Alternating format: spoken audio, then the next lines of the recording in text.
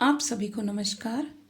प्रश्न पत्र selected political system से संबंधित पिछले वीडियो में बच्चों हम सभी ब्रिटिश शासन व्यवस्था में मंत्रिमंडल, उसका महत्व, विशेषताएं, गठन और मंत्रिमंडल के कार्य एवं शक्तियों पर चर्चा कर चुके हैं। इसी श्रृंखला में आज हमारे अध्ययन का विषय है प्रधानमंत्री। बच्चों, प्रधानमंत्री मंत्रिमंडल का प्रधान है, ब्रिटिश शासन व्यवस्था का केंद्र है, उसकी स्थिति सर्वाधिक महत्वपूर्ण और केंद्रीय है। जेनिक्स ने इसी कारण प्रधानमंत्री को संपूर्ण विधान की आधारशिला बताया है। प्रधानमंत्री की नियुक्ति सैद्धांतिक रूप में प्रधानमंत्री की नियुक्ति सम्राट द्वारा की जाती है, किंतु व्यवहार में लोक सदन के बहुमत दल के नेता को ही सम्राट के द्वारा प्रधानमंत्री पद पर नियुक्त किया जाता है। यद्यपि अब तक ऐसे अवसर हुए हैं जबकि प्रधानमंत्री की नियुक्ति में सम्राट के द्वारा अपने विवेक का प्रयोग भी किया गया। प्रधानमंत्री के लिए संसद सदस्य होना अनिवार्य है। इस संबंध में यह भी परंपरा स्थापित हो गई है कि प्रधानमंत्री लोक सदन में से ही होना चाहिए, लॉर्ड सभा में से नहीं। प्रधानमंत्री पद की एक विशेषता यह है कि इसका कोई कानूनी आधार नहीं है और यह पद अनौपचारिक ही है। प्रधानमंत्री पद की स्थापना किसी संसदीय कानून के आधार पर नहीं हुई, वरन स्वतः विकसित हुई है। जब सम्राट जॉर्ज प्रथम ने कैबिनेट की बैठकों में सम्मिलित होना बंद कर दिया तो कैबिनेट की अध्यक्षता के लिए एक पदाधिकारी की आवश्यकता अनुभव की गई। वह पदाधिकारी कैबिनेट का प्रधान ही हो सकता है और इसी से प्रधानमंत्री पद का उदय हुआ। इस प्रकार 1721 में नियुक्त वॉलपोल ब्रिटेन का प्रथम प्रधानमंत्री था। इस पद का सर्वप्रथम उल्लेख 1878 ईस्वी में हुआ और प्रधानमंत्री पद का अस्तित्व सबसे पहले 1937 के राजमुकुट के मंत्रियों से संबंधित कानून में स्वीकार किया गया। प्रधानमंत्री को सरकारी प्रपत्रों में राजकीय कोष का प्रथम लॉर्ड, इंग्लैंड का प्रधानमंत्री के नाम से जाना जाता है। प्रधानमंत्री की शक्तियां और कार्य। प्रशासन में प्रधानमंत्री को व्यापक शक्तियां प्राप्त हैं, जैसे मंत्रिमंडल का निर्माण। वैधानिक शब्दावली के अनुसार मंत्रिमंडल के सदस्यों की नियुक्ति प्रधानमंत्री के परामर्श से सम्राट द्वारा की जाती है, किंतु जहां तक वास्तविकता का संबंध है, मंत्रियों की नियुक्ति में सम्राट का कोई हाथ नहीं होता और प्रधानमंत्री जिन किन्हीं व्यक्तियों को मंत्री पद पर नियुक्त करने की सिफारिश करता है, सम्राट उसे स्वीकार कर लेता है। यद्यपि प्रधानमंत्री को अपने सहयोगियों का चुनाव करने में अपने दल के अंदर विभिन्न व्यक्तियों की स्थिति, विभिन्न भौगोलिक क्षेत्रों और समुदायों का प्रतिनिधित्व, सदस्यों की दक्षता, उनकी समाज सेवा की भावना आदि का ध्यान रखना होता है, लेकिन अंतिम रूप से इस संबंध में प्रधानमंत्री की इच्छा ही सर्वोपरि होती है। प्रधानमंत्री अपने दल से बाहर का व्यक्ति भी मंत्रिमंडल में ले सकता है। वह संसार से बाहर के व्यक्ति को मंत्रिमंडल में शामिल कर सकता है। न केवल सहयोगियों के चुनाव वरन उनके बीच विभागों के वितरण में भी प्रधानमंत्री का निर्णय अंतिम होता है। इस संबंध में प्रधानमंत्री जो निर्णय करता है, सामान्यतः उसे अस्वीकार नहीं किया जाता, क्योंकि पद अस्वीकृत होने का तात्पर्य न केवल संसद के उस कार्यकाल के लिए पदहीनता वरन सदैव के लिए मंत्री पद से वंचित रहना है और कभी कभी तो राजनैतिक जीवन की समाप्ति होता है। मंत्रिमंडल का कार्य संचालन। प्रधानमंत्री न केवल मंत्रिमंडल का निर्माण वरन उसकी समस्त कार्रवाई का संचालन भी करता है। प्रधानमंत्री मंत्रिमंडल की बैठकों का सभापतित्व करता है और मंत्रिमंडल की कार्यविधि पर उसका नियंत्रण होता है। व्यवहारतः प्रत्येक मंत्री किसी मुख्य प्रस्ताव को प्रस्तुत करने के पूर्व प्रधानमंत्री की राय अवश्य ही लेता है और यह बात उसे मंत्रिमंडल का पथ प्रदर्शक बना देती है। मंत्रिमंडल के निर्माण तथा नीति निर्धारण में प्रधानमंत्री का सर्वोपरि हाथ रहता है। यद्यपि मंत्रिमंडल के अंतर्गत विभिन्न विषयों में गोपनीय किंतु स्वतंत्र विचार विमर्श की प्रक्रिया को अपनाया जाता है और विवादास्पद विषय पर मतदान की प्रक्रिया को भी अपनाया जा सकता है, किंतु सामान्यतः प्रधानमंत्री का विचार ही निर्णायक होता है और मंत्रिमंडल उसे अपने निर्णय के रूप में स्वीकार कर लेता है। मंत्रिमंडल का अंत। विधि के अनुसार मंत्रियों को पद से हटाने का अधिकार सम्राट का विशेषाधिकार है, लेकिन व्यवहारतः यह परंपरा स्थापित हो गई है कि इस अधिकार का प्रयोग वह प्रधानमंत्री की मंत्रणा पर ही करेगा। प्रधानमंत्री को अधिकार है कि वह अपने एक या अधिक सहयोगियों को पद से हटाने या संपूर्ण मंत्रिमंडल के अंत की सिफारिश सम्राट से कर सकता है।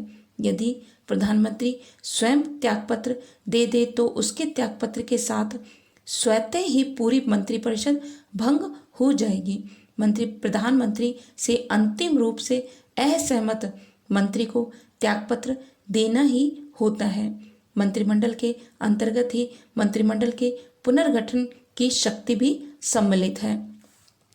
लास्की यहाँ कहते हैं वह अपने मंत्रिमंडल में जब चाहे तब और जैसे चाहे वैसे परिवर्तन कर सकता है। प्रधानमंत्री मंत्रिमंडल का केंद्र बिंदु है, वह उसके निर्माण, उसके जीवन और उसके अंत में केंद्रीय स्थिति रखता है। शासन पर नियंत्रण। सिद्धांत रूप में देश का शासन प्रमुख राजा है, किंतु व्यवहार में शासन प्रमुख के सभी अधिकारों का प्रयोग प्रधानमंत्री के द्वारा ही किया जाता है। शासन पर सर्वोच्च नियंत्रण रखने हेतु उसके द्वारा शासन के विभिन्न विभागों में समन्वय स्थापित किया जाता है। उसके द्वारा यह कार्य विभिन्न विभागों के मंत्रियों में मध्यस्थता करते हुए और विभिन्न विभागों को आदेश निर्देश देते हुए किया जाता है। राजकीय सम्मान प्रदान करने का कार्य सम्राट के द्वारा प्रधानमंत्री के परामर्श के आधार पर ही किया जाता है। इस प्रकार सभी महत्वपूर्ण जो राजकीय पद हैं उन पर नियुक्तियां या तो प्रधानमंत्री द्वारा स्वयं की जाती है या उनके परामर्श के आधार पर सम्राट द्वारा की जाती है।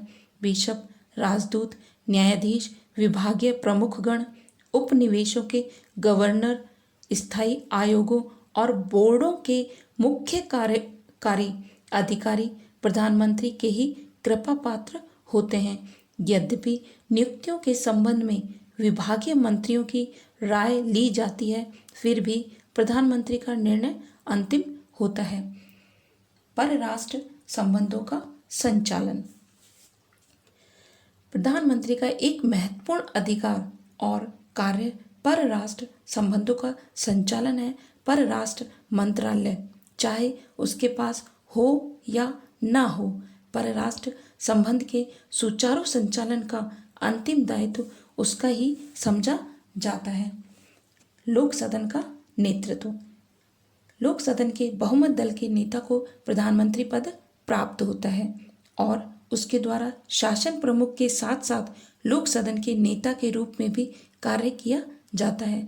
प्रधानमंत्री अपने मंत्रियों के साथ संसद में संपूर्ण व्यवस्थापन कार्य का संचालन करता है।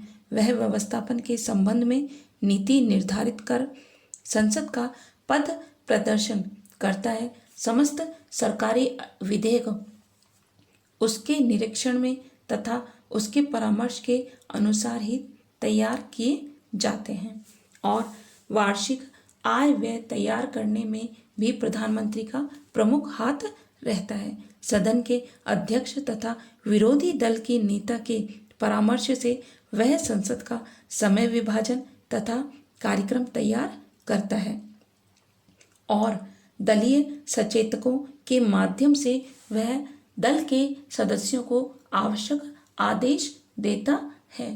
संसद में शासन की नीति से संबंधित अंतिम तथा अधिकृत घोषणा प्रधानमंत्री के द्वारा की जाती है। लोक सदन के नेता के रूप में उसकी एक अन्य महत्वपूर्ण शक्ति लोक सदन को विघटित करने की भी है। प्रधानमंत्री सम्राट को लोक सदन विघटित करने की सिफारिश करता है और सम्राट साधारणतः उसे अस्वीकार नहीं कर सकता। प्रधानमंत्री के हाथ में यह बहुत ही शक्तिशाली अस्त्र होता है, जिसके आधार पर वह लोक सदन के सदस्यों को अनुशासित और नियंत्रित रखता है। प्रधानमंत्री द्वारा लोक सदन का नेतृत्व किए जाने के कारण बजट सहित व्यवस्थापन का समस्त कार्य प्रधानमंत्री की इच्छा अनुसार संपन्न होता है। मंत्रिमंडल और सम्राट के बीच की कड़ी। प्रधानमंत्री सम्राट का मुख्य परामर्शदाता तथा मंत्रिमंडल और सम्राट के बीच संपर्क स्थापित करता होता है। मंत्रिमंडल के निश्चयों और शासन संबंधी अन्य निर्णयों की सूचना प्रधानमंत्री ही सम्राट को देता है और इनके संबंध में सम्राट द्वारा किए गए परामर्श को वह मंत्रिमंडल तक पहुंचाता है। अंतर्राष्ट्रीय सम्मेलनों में ब्रिटेन का प्रतिनिधित्व करता है। राजनीतिक, आर्थिक और अन्य महत्वपूर्ण अंतर्राष्ट्रीय सम्मेलनों में ब्रिटेन का प्रतिनिधित्व प्रधानमंत्री के द्वारा ही किया जाता है। ब्रिटेन के प्रधानमंत्री का यह भी कार्य है कि वह राष्ट्रमंडलीय देशों से संपर्क स्थापित रखे और महत्वपूर्ण विषयों में उनसे परामर्श लेता रहे।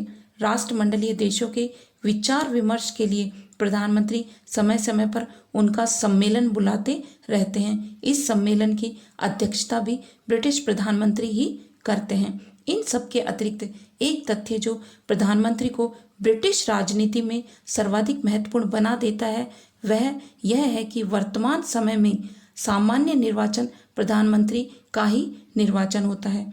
राजनीतिक दलों के द्वारा अपनी नीतियों के आधार पर नहीं वरन अपने नेता के व्यक्तित्व के आधार पर ही चुनाव लड़े जाते हैं।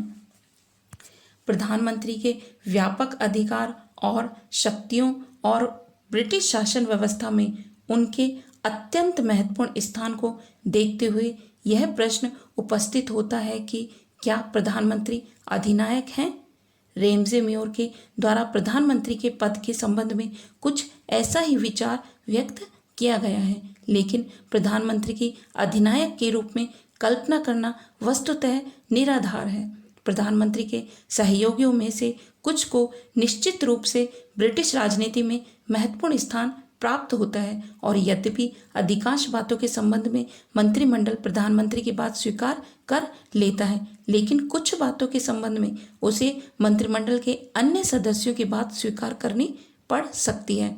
यह बात आंतरिक प्रशासन और परराष्ट्र संबंधों के संचालन दोनों के संबंध में सत्य है। प्रधानमंत्री पर संसद के अंदर और बाहर अपने राजनीतिक दल, लोक सदन, लोक सेवाएं, दबाव समूह और प्रेस आदि साधनों का प्रभावशाली नियंत्रण रहता है और प्रधानमंत्री द्वारा अत्यधिक मनमानी किए जाने पर उसे पद से हटाया भी जा सकता है।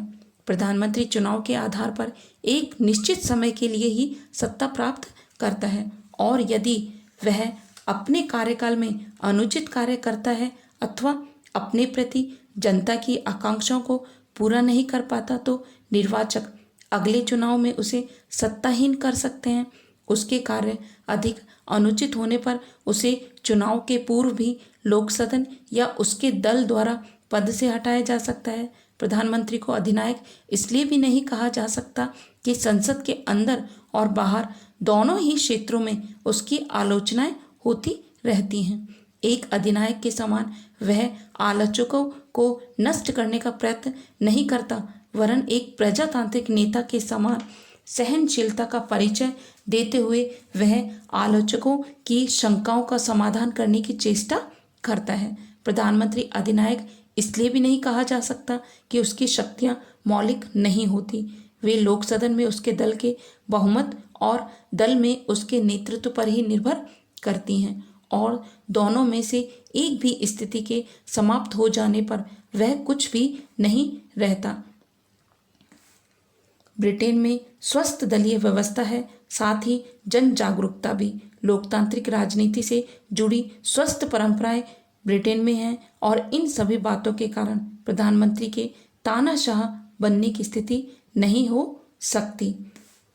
ब्रिटिश शासन व्यवस्था में प्रधानमंत्री की स्थिति बहुत अधिक महत्वपूर्ण है, लेकिन इसके साथ ही कुछ अवसरों पर भले ही वह बहुत अधिक शक्तिशाली रूप में कार्य करे, किंतु वह किसी भी रूप में अधिनायक नहीं है।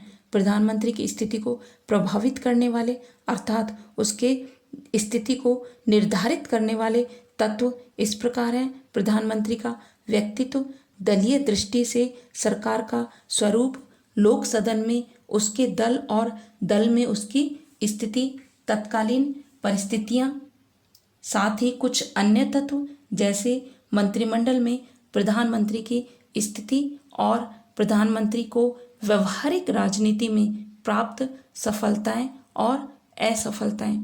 आज का वीडियो यहीं समाप्त करते हैं। धन्यवाद।